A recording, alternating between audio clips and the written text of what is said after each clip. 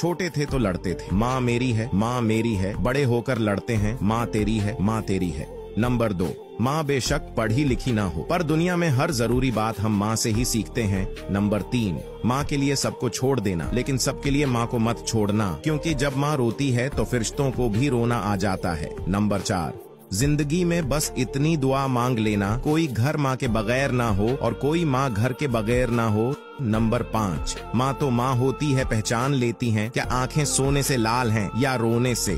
Number 6, जरा सी चोट लगे तो आंसू बहा देती है, सकून बहरी गोद में हमको सुला देती है, हम करते हैं खता तो चुटकी में भुला देती है। मत गुस्ताखी करना ए दोस्त उस माँ से जो अपने बच्चों की चाह में अपना आप भला देती है। नंबर 7, मेरी माँ ने बताया, बेटा जब तो पहली बार बोला था मैं चला उठी थी, झूम उठी थी, तुझे चूम उठी थी, पर अब तो जो बोलता है तो मैं सहम जाती हूँ, डर जाती हूँ, मर जाती हूँ।